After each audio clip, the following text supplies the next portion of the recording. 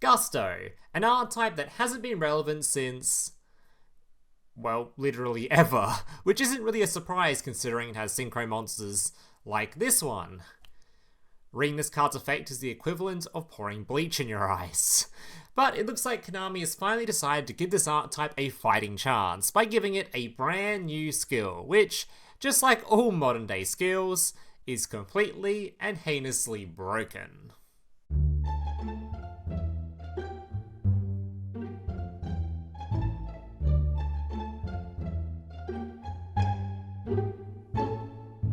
So here's today's deck list. Now just a reminder before I get into the deck list, if you guys are enjoying today's video and want to see some more content just like this in the future or more deck lists from me in the future, please jump to leave a like and consider subscribing to the channel down below. Alright, let's jump into this deck list. So because Gusto is an archetype that has basically seen no play whatsoever at any point in time, it's safe to assume most of you guys probably haven't seen any of these cards before, so let me give you a real brief rundown on the cards in the archetype. So to start with, you have your Pilka or Polisa, or I have no idea how to pronounce this word. This card right here. This card with normal special summon summons a tuner monster back from the graveyard. Then we have your Veda. This card when it's summoned sends a Gusto from your deck to the graveyard, special summons a Gusto from your hand, and this card can also special summon itself from your hand when you send a Gusto monster from the field to the graveyard. If you haven't guessed yet, this is probably the best card in your archetype. Then we have your tuners. They all have effects, but honestly, you rarely ever use them. They're basically just here because they are tuners, and they're required to perform your combos. Then we have your flip monster. This card's required because of the skill. This is a flip monster. When it's on the field, you flip face up, summon a Gusto from your deck, and the skill can put this on the field straight away face down for you to then flip up to then, use its effect. Then we have your Griffin. Griffin, when it's sent from the hand to the graveyard, summons a Gusto from your deck, which is an amazing combination with the equip spell, which we'll go through in just a bit. Then we have the level 4. This card when it's on the field shuffles Gustos from your deck into the graveyard to then draw one card. And keep in mind, it's not a hard once per turn. This may sound weird, but does come up sometimes. We can actually summon this out multiple times in a turn to draw multiple cards. You'll see that in at least one of the replays I show later on. Alright, then we have the equip spell. The equip spell can equip itself to one of your Gusto monsters, then special summon a Gusto from your deck that is a different type. You'll see what I mean by that during the... Basically just takes the tuners and pairs them up with the non-tuners, and vice versa. So the non-tuners summons out the tuners from the deck. And when it's in the graveyard, you can send Gusto monsters or a wind monster from your hand to the graveyard, to then search for a Gusto spell or trap card from your deck. Such as a copy of your Contact with Gusto. This thing, simple card, targets one of your opponent's monsters, shuffles Gustos from the graveyard into the deck, destroys that card. Then we've got your Blessing for Gusto, another simple card. When it's on the field, targets a couple of Gustos in your graveyard, shuffles them back into the deck, summons out another Gusto from the graveyard to the field. Pretty simple stuff. And the last Gusto card in the deck is of course the Synchro Monster. When this thing is Synchro summoned, it adds back a Gusto card from your graveyard to your hand. But keep in mind, this is only on Synchro Summon, not Special Summon.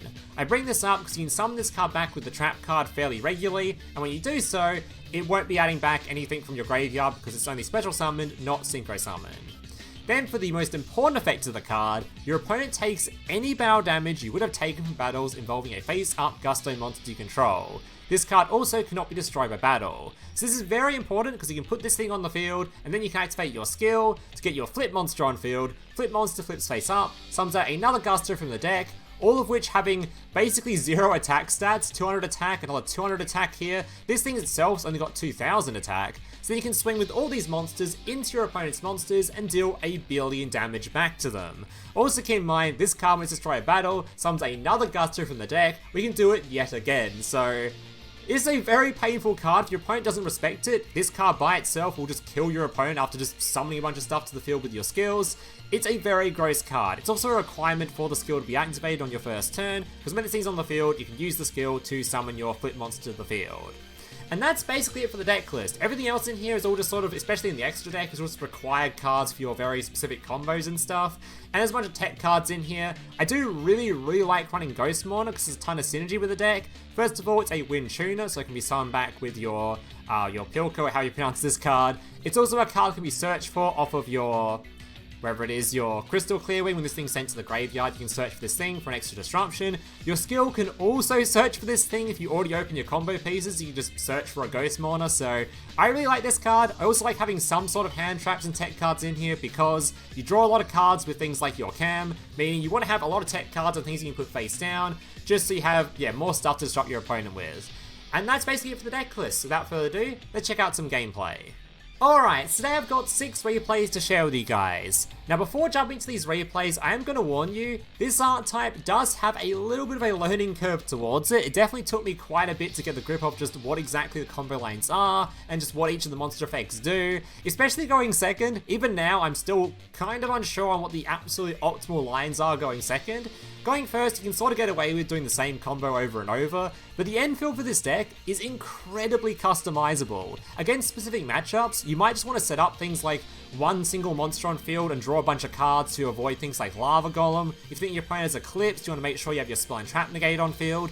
It's incredibly customizable, and the end fields you can see in this video, if you don't particularly like them, just go build different ones instead, because you can literally set up whatever you want with this. You can do things like the Trishula during your opponent's turn with this deck if you want to. There is a lot of different things you can do with this deck. I sort of stuck to the same sort of one as you'll see in these replays, but keep in mind, a little bit of a learning curve, kind of difficult going second until you've sort of learned how all the cards sort of function.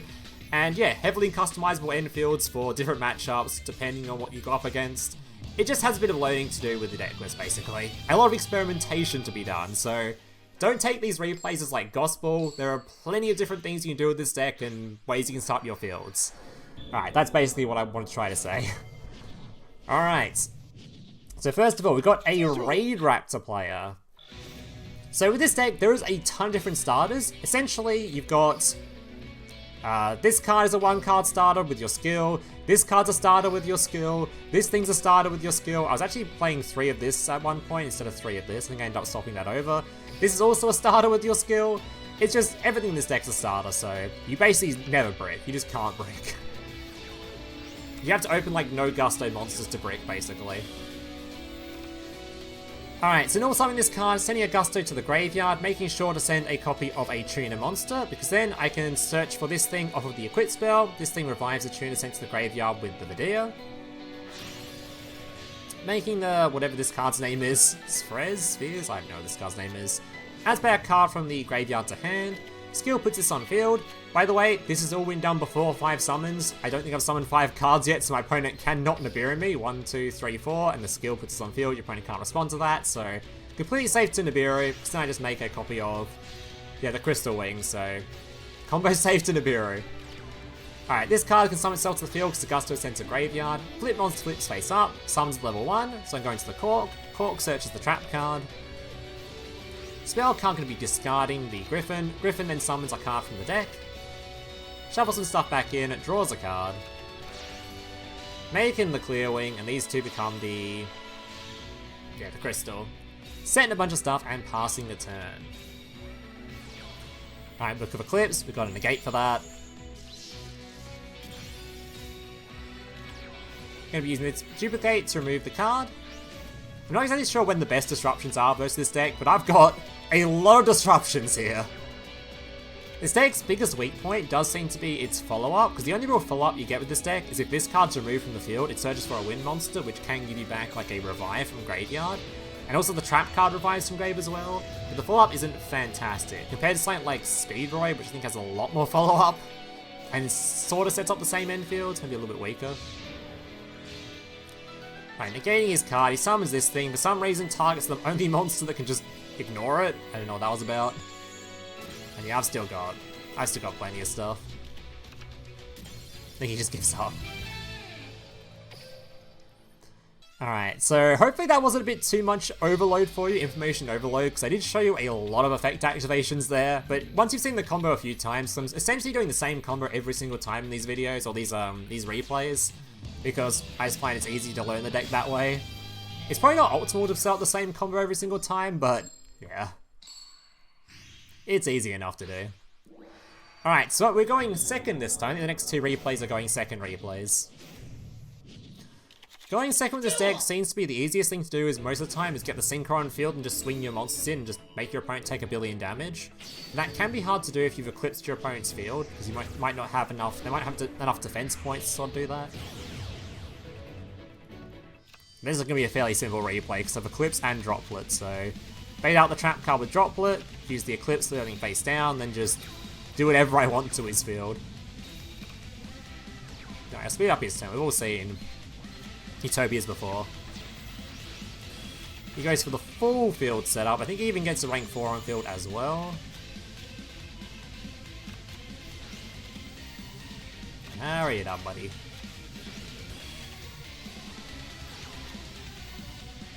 Alright, and there it is. So he's ended on the multiple forms of negation, a lot of negation, and the trap card for even more negation. So first thing I'm going to do, add a couple cards to hand. Then I'm going to use the droplet to be negating my opponent's field. Or, sorry, bait out the trap card. Also, keep in mind, this thing being sent with droplet also causes effect to trigger to summon something from the deck if you want to do so. I don't think I bother doing it here, but you can do so. Alright, Book of Eclipse, everything's face down, and now, yeah, I can do whatever I want. Yeah, I should have summoned with the deck from the Griffin. I don't know why I didn't. Because it does actually trigger the effect. Maybe because I want to save space for that Tuna monster there or whatever. It don't matter.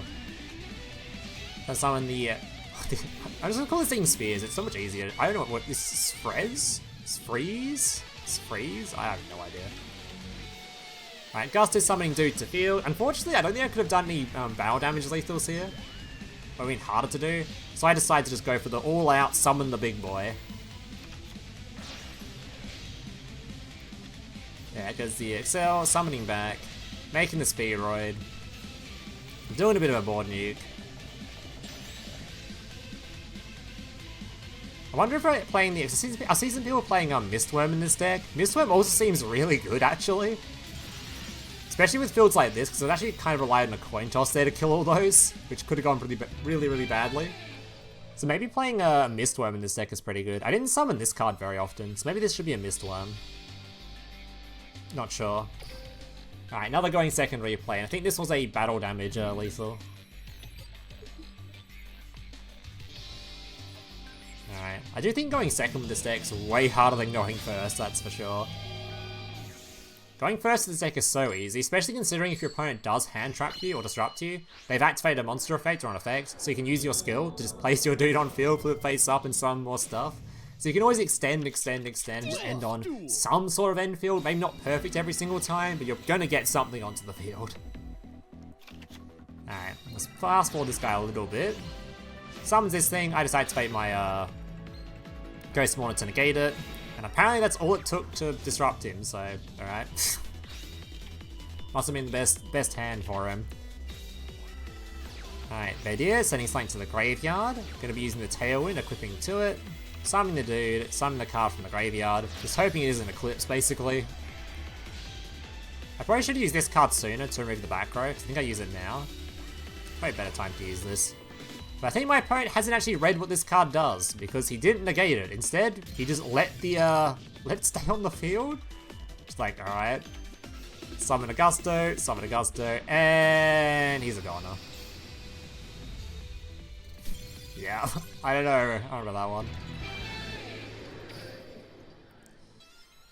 Alright, last 3 replays. I think all 3 of these were going first. I think going first was a lot more interesting with this deck, because I am playing 3 copies of Droplet, 3 copies of Eclipse, and 3 hand traps. It makes it so going second all the time is just negate something, your opponent can't play anymore, you kill his field. Which is not the most exciting sort of gameplay. That's just modern day Duel Links at this point anyway. Definitely some going second games that are interesting at least. Alright. So this was a starter using... Oh no, it's using the same start, never mind. This card is also a starter, like I said earlier, not this card, this one. Alright, buying him back, making the dude. We'll fast forward at this point, because you've seen this already. Adding back, using the skill, placing the flip monster, summoning this card first to avoid Nibiru. Making the dude and the trap. Sending the Griffin. Griffin summons level 4, draws a card. I'm not even sure what's the best shuffle backs with this card yet. This card's a great shuffle back, but I'm not really sure what the best other cards are to put back in the deck with the level 4. So the deck does a ton of shuffling back. In the level 5 synchro for Gusto shuffles a couple cards back to pop stuff. Alright. Ignore summon the Stratos, I'm going to negate that, because even if he super plays in response, it's not going to stop it. I think he super polys the other Synchro monster, which is fine by me, because I just searched the deck for a hand trap now.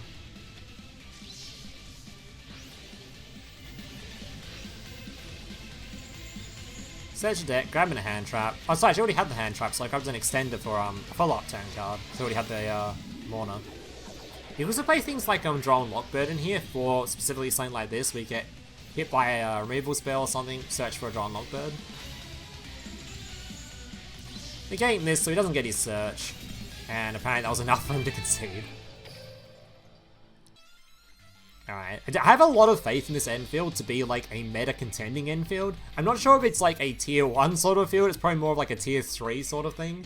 But the strongest part about this end field is it's incredibly like resilient to removal stuff. Like if your opponent activates a drop put or an eclipse, for one you have a negate for it potentially, or even if it does get negated, you still have hand traps in hand, plenty of back row, you have a monster you can summon back which can make itself immune to being destroyed by battle, which can be really annoying sometimes, just get your opponent, stop your opponent from lethaling you. It's a very, very resilient end field. Especially, it's just way more resilient than a lot of other fields. It's also really safe to Nibiru, as you see every single combo is safe to Nibiru. So, yeah, up against Shadow this time. I think the main worries for this deck are going second, and the follow-up isn't too strong for it. But outside of that, it does seem like it can probably sneak into tier 3, I would guess. Not sure we'll get much higher than that, though, even with such an insane end field. I do think it's a bit better than the assault mode stuff yesterday, though, for sure. Alright, so up against Shadow. So Shadow will put in the Holo on field. He doesn't use this to like the very end of the duel, by the way. I don't know why he held this for so long. Alright, summons the app coin to try and negate the field, which I think he does so. I'm going to use this card to make itself immune to card effects. Unfortunately though, despite this card being immune to card effects, because it was targeted via specifically this annoying card, which affects the player, where is it? Yeah, neither player can activate that target's effects on the field this turn. It doesn't affect the monster, it affects the player, so I can't even use this card spell and trap card negate on the Shadow Fusion. Very, very silly card. Either way, I've got a big dude that he can't remove now though, at least.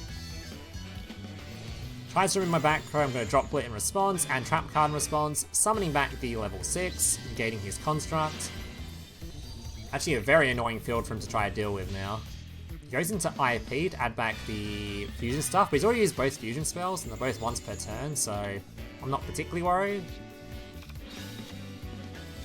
Especially considering I can just negate them on the following turn, because he's not going to remove this thing anymore. Duplicate, going to be removing this before he can flip it face up. Flips this thing face up, and I guess he just concedes there. I'm not really sure what he could have done. He would have to have removed, like... You can't leave the Crystron on field, because, oh sorry, this card on field, otherwise I have a negate for the following turn, for the IP. So you have to probably go, remove this, and then remove the, I don't know, he was in a pretty rough spot, but he might have been able to play there. He was probably low on time as well. Maybe a better Shadow player could have played through that. Alright. Yeah, so you could have removed one of them and then easily gone into Nightmare to remove the Synchro monster as well. He wasn't going to be able to do another fusion summon that duel without the trap card. Alright. So this time I saved this replay because it's kind of a funny one. Because I end up doing multiple draws in this replay. Alright, adding back this card to your hand. Also, you notice I'm doing fairly similarly the same sort of combos every single time, but there are, if you open this card in your opening hand, it's not even a Garnet. There's ways you can set up your fields, like I did in this replay, where you can just summon this thing from your hand and then just do the same combo. This isn't even a Garnet in the deck, so the way I set up this field isn't always exactly the same. Once you play the deck a little bit and sort of got the hang of the cards, you'll realize that you don't necessarily need to do the exact same line every time. There's definitely a bit of versatility to it. That makes it so that there's not really that many Garnets in the deck at all. The only sort of hard Garnets, things like the Flip Monster, which you need in the deck for the skill, and the Draw Monster I'm playing two of as well. Alright, Cork Shooter grabbing the Duplicate. Gusto going to be summoning the level 4 from the deck to draw a card. Who knows, I haven't used the Griffin yet. So I'm now going to make the Clearwing. Then I can send this, get rid of this, summon another level 4 to the field, and draw another card, just because why not? Alright, secondary and passing. Because what is hard once per turns anyway? Cosmic Cyclone being used. Just going to be summoning back my dudes.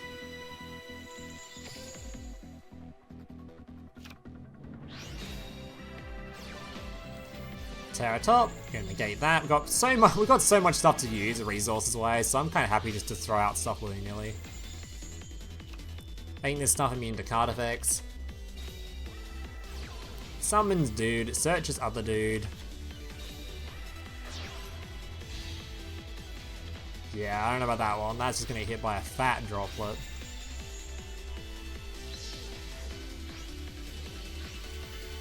Daiko Duke gonna try to summon back this, try to bring back the level 5 in a second. We're just gonna bounce up before he can.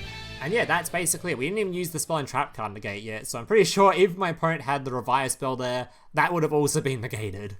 Alright guys, that's gonna do it for today's replays. Hope you guys enjoyed them. If you did, leave a like, subscribe, all that kind of stuff. I'll probably be doing either a tournament stream or a stream playing in the event with this deck or with the assault mode deck tomorrow or today or some point, so look forward to that. And yeah, thank you guys for watching. Hope you see you next one.